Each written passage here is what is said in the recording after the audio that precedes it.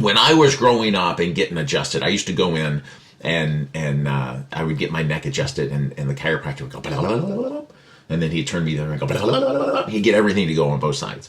And I remember going off to school, and the student chiropractor, he adjusted my neck, and he went, pop.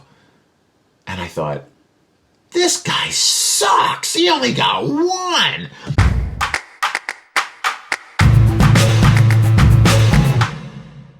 So today I want to explain a little bit of the theory and philosophy of the MYK system. So first, let's talk about homeostasis. So homeostasis, the definition, if we get into it, is a tendency to stability in the normal body states of the organism. It's achieved by a system of control mechanisms activated by negative feedback. So basically, what does that mean? It means that the brain receives information from the body and makes changes to that so that we can keep our eyes perpendicular to gravity, we can keep our shoulders balanced, we can keep our hips balanced, we keep our nose in line with our pubic symphysis so that we can stand up straight at all times. Because if that didn't happen, we'd all be leaning off to the side and not being able to move. And so what we're going to do is we're going to tap into this negative feedback. We're going to force information up one nerve pathway to the brain. And the brain goes, wow, all of these muscles that we just treated, all of these muscles that we just treated on this one pathway had this change.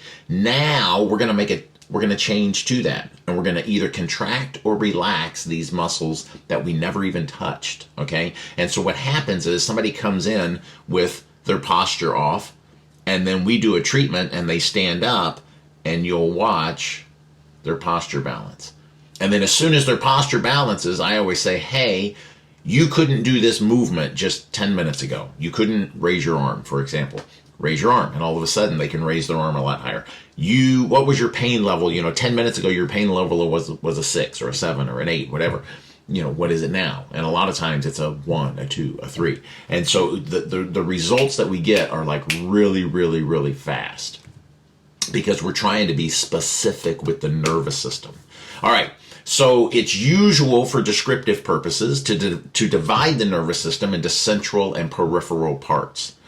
Nevertheless, such a division is quite arbitrary. It is incorrect, therefore, to think of either system or their parts as though they acted independently. So we like to separate out the nervous system. Central nervous system, peripheral nervous system, autonomic nervous system, sympathetic nervous system, parasympathetic nervous system, enteric nervous system. We got all kinds of nervous systems, but it's really one unit.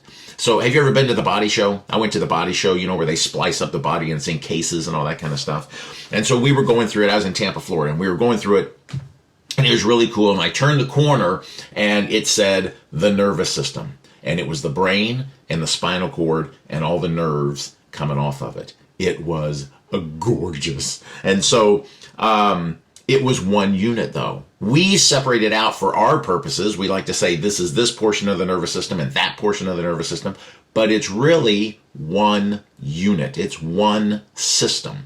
And so we were taught at Palmer, there was a sign above one of the doors, and it said chiropractic is specific or it is nothing. And so basically the way we were taught is you want to try and move one bone to impact one nerve so that you can be very specific for that. And so people have asked me, how'd you come up with this technique? And basically I just took that idea. How can I be as specific as I can with the nervous system? But instead of moving a bone, how can I do that if I use the soft tissue to get into the nervous system? How can I be as specific as I can with the soft tissue, but still get in and have a specific impact with the nervous system?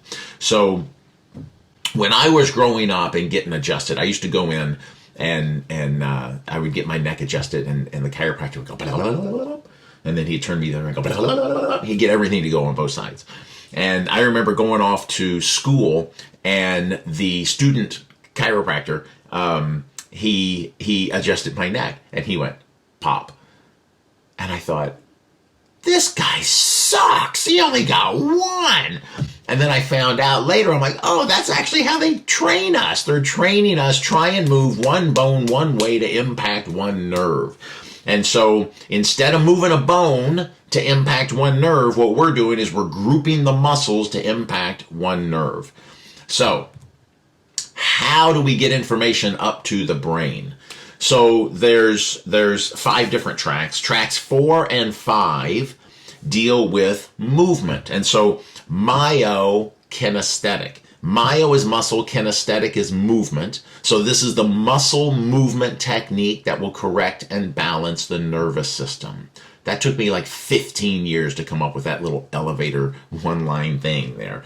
But it's the specific treatment, right? So if it's the muscle movement technique, then tracks 4 and 5, which deal with movement, track 4 deals with movements of an entire limb. Track 5 deals with movements of individual muscles. We're talking about the anterior spinal cerebellar tract and the posterior spinal cerebellar tract.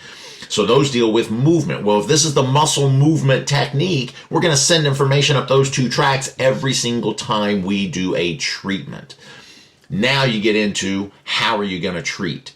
So tracks 1, 2, and 3 deal with stimulation. How are we going to stimulate the muscles? So track 1 is like vibrational. Track 2 is light touch. Track 3 is deep touch. So I don't really get into the vibrational component because I found that I haven't had to. Most of my stuff, I stay within the track 2 and track 3. I stay within light and deep.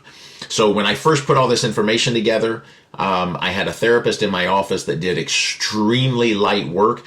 When I switched over, so I was adjusting people and everything, we were taking insurance and all that, and then when I switched over to doing this technique, I said, hey, when I do this technique, you got to pay me cash. You got to pay me at the time of service, whatever, check, cash, credit card, whatever, but you got to pay me at the time of service. I'm not going to bill your insurance for it because at the time, we're going back into the late 90s, insurance really didn't cover soft tissue work. So I wasn't going to wait 6 months to have an insurance company say, oh, we're not going to pay you anyway. So I switched and said, look, if I'm going to do this, you got to pay me at time of service. Well, my patients came back and said, hey, I'm paying you my money now. I want to feel that you're doing something to me. So they trained me to work a little deeper on the muscles. So I had a therapist in my office. She did extremely light work. And we got the same results when we would treat people. And it bothered me because I was like, I'm putting more effort into this treatment. I should get better results, right? I'm trying a little bit harder. And so then it dawned on me, I was sending information up tracks 3, 4, and 5. She was sending information up tracks 2, 4, and 5. But we were both sending information up 3 different tracks. So I started intermingling light and deep in my work. And that's kind of how I do things now. I haven't gotten into the vibrational component of it because I haven't found the need to get into the vibrational component of it. So, with this information right here, I went to a class. It was for a group of chiropractors to get our continuing ed. And it was like a mandated class. I was just there to get my hours, and so I was like, I'm here, all you gotta do is be here. So I was sitting in the back of the class, and I kind of rolled up my jacket because I was going to take a nap, and I was sitting in the back. And so this guy, his talk was, when a chiropractor gives an adjustment, how does that help a patient feel better? And a portion of his talk explained a portion of how this technique works. And so basically, what grabbed my attention, so I'm sitting in the back of the class again, about to fall asleep. And he goes, I want you to draw out these circles, and the big circle in the middle, I want you to make it look like a baseball. And I go, sports! And I sat up, and he goes, now I want you to draw another half circle at the top and the bottom, and what you have is a cross section of the spinal cord. Now, I don't know why, but it impressed me that he was able to turn a baseball into the spine, and it made me listen to the rest of his talk. So he said, let's talk about pain receptors, which are called nociceptors, and movement receptors, which are called mechanoreceptors. Now, pain receptors will kick up when we lose motion in an area. So if we lose range of motion in a joint, a lot of times that joint hurts. If we can restore range of motion back to that area, then pain goes down. So the movement receptors, the mechanoreceptors, when they fire, they will override the pain receptors to the brain. So movement overrides pain. Years ago, if you went to your medical doctor and said, I have low back pain, they would tell you, oh, well, you know what? Stay in bed until your back feels better. And then research came out that said, look, all these people that are just staying in bed, they're actually hurting worse. And so then it became, oh, you have low back pain, go for a walk. When I was growing up, if you had knee surgery, you would come out of knee surgery in a full leg cast. Completely unheard of today. Because you have knee surgery today, they wake you up and say, go start moving it, go start rehabbing it right now. And so totally different. What I always remember about, growing up with a full leg cast is Brian's song. If you never saw the movie, you will cry. Okay, so back. So we got pain receptors, we got movement receptors. And so when I give an adjustment, typically there's 3 ways that people will respond. So I can work on people, they stand up and immediately go, wow, I feel better. I have another group that'll stand up and go, I don't really notice a difference right now. And I have a third group, it's a smaller group, but still this happens with people. You give an adjustment and they stand up and they go, ugh, I'm worse than when I first came in. And so the first time that happened, it completely freaked me out, right? So I had a guy come in, he goes, my low back and my hip need to get adjusted. I said, sure, no problem. I adjusted him. He could not stand up off the table, and I had to help him. He walked in on his own. I had to walk him out to his car, okay? And I walked back into the office, and I was like, find my malpractice insurance. This guy's going to sue me for sure.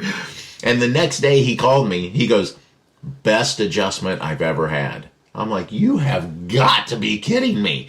And it was just the way his body responded every single time that I adjusted him. He wouldn't be able to move for the rest of that day. And then afterwards, the next day, he'd wake up and he was fine. It was just the way his body responded. On the people that stand up and say, I don't notice a difference at all, a lot of times it's like 3 to 4 to 5 hours later, then it kicks in and then they feel better. I always say that's just a slow response to the treatment. And some people have that kind of response. Now, 3 different ways that people can respond when I do an adjustment. When I do this technique, I'm not going to say 100% of the people, but the vast majority of the people are in the first category. And they stand up and go, wow, I feel better. And it used to bother me because I'm a chiropractor and I'm like, hey, the adjustment should be better, right?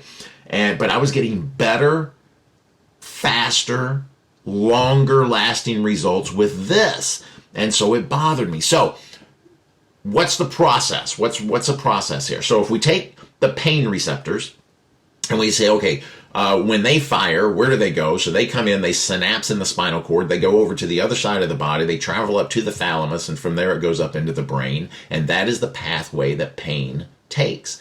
Movement, on the other hand, comes in, stays on the same side of the body, goes up to the cerebellum. From the cerebellum, it goes over to the thalamus and the brain, but it also goes over to the vestibular nucleus, and from there it travels down into the muscles for posture, tone, and the segmental movers.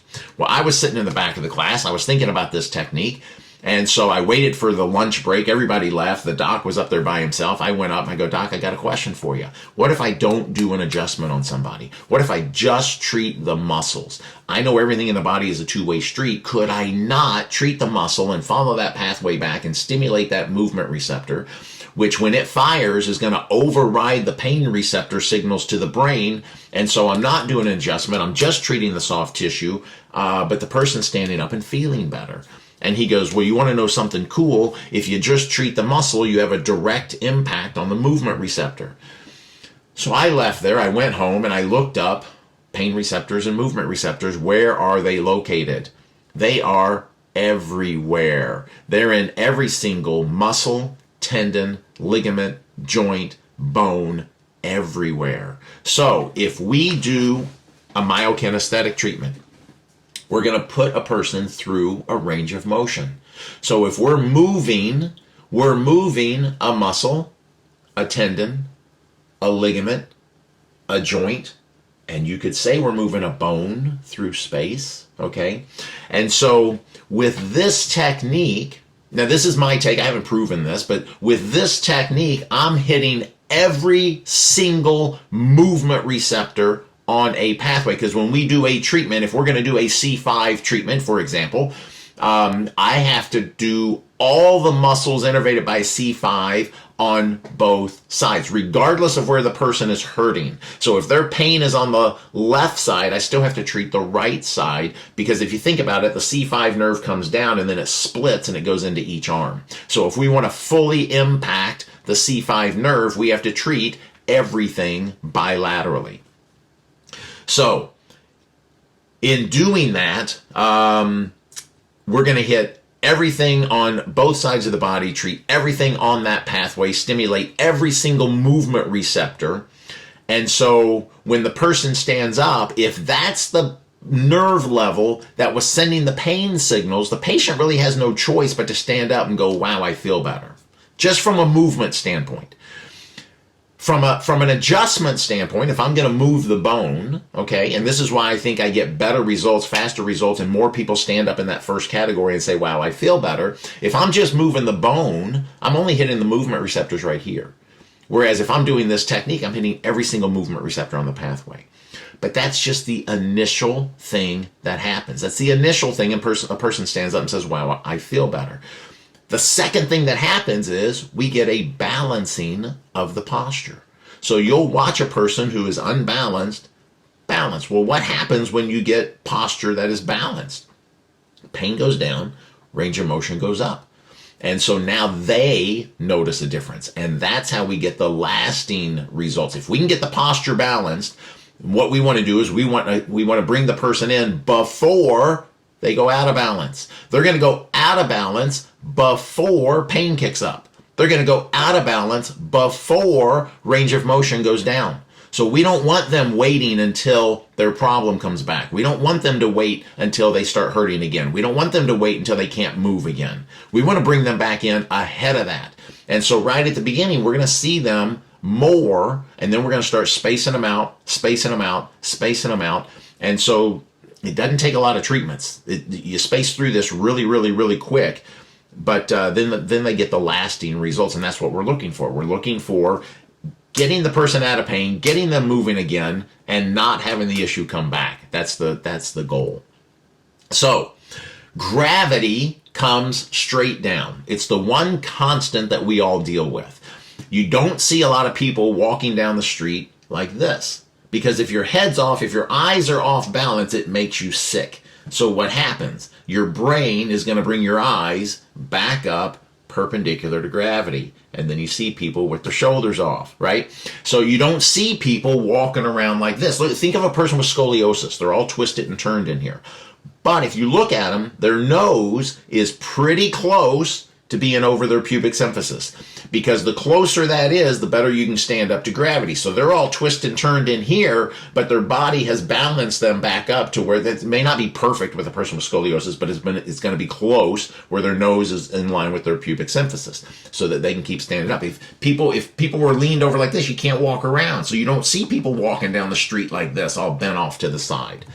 So let's do this, because this is an easy group to do this to. Take any 5-year-old and just throw them down. Wham! Now, if we knock something out of place, that kid's going to stand up and something else is going to go this way, this way, this way, this way. If that didn't happen, we'd see a lot of people walking around like this, and we don't. So what that means is we have a cause and then we have a compensation. So my philosophy is to treat a compensation is a complete waste of time. What we want to do is we want to find the cause. So how do you find the cause of a problem? Well, you can let the person's body tell you. And so we're going to read their posture. So one of the things that we put together was, what does each postural imbalance mean to the nervous system? So it's like a checklist. So you go through and you go, yep, that's off, hips are off, foot's off, this is off, whatever. You just see it and you go, yep, check, check, check, check, check. What's it tell me? Oh, you got a C6 problem. Oh, you got a C8 problem. And you treat everything on that pathway, because the postures are now off and telling you what what nerve pathway that's going to give you. You treat everything, you start to balance the postures, the person gets better. What you don't want to do is go on, this is what a lot of people do, you don't want to go off just what the person says. I'm hurting over here. Because how many people have you seen, if you're in healthcare, how many people have you seen that have said, I've got a shoulder issue, I got a knee issue, I got a hip issue, I got a back issue, whatever their problem is, and they say, you ask them, have you seen anybody else for this issue? And they go, yeah, I've seen 4 other people over the last 2 years. So basically, they've been seeing people for about 6 months at a time, and they're still not getting help. They're still not getting out of pain. They're still hurting, and everybody is focused on where their problem area is. And a lot of times we know this, where their problem area is doesn't necessarily mean that's what needs to get treated. And so the easiest way to figure out and find the cause of a problem is to just read their posture. Just go through and do a postural thing. Check, check, check, check, check. Here it is. Bam. You do the treatment, and I'm telling you, the vast majority of the people stand up and go, wow, I feel better. And you'll start to see postures balance, and then you start putting time between the treatments, and it's nice. So that is a little bit about the theory and the philosophy of the myokinesthetic system. So let me know if you have any questions. Put in the comments below if there's another condition you'd like me to talk about. We can eliminate physical pain. We can restore function. We don't just impact the people we treat. We impact who they interact with as well. We are making a difference. If you made it this far, smile.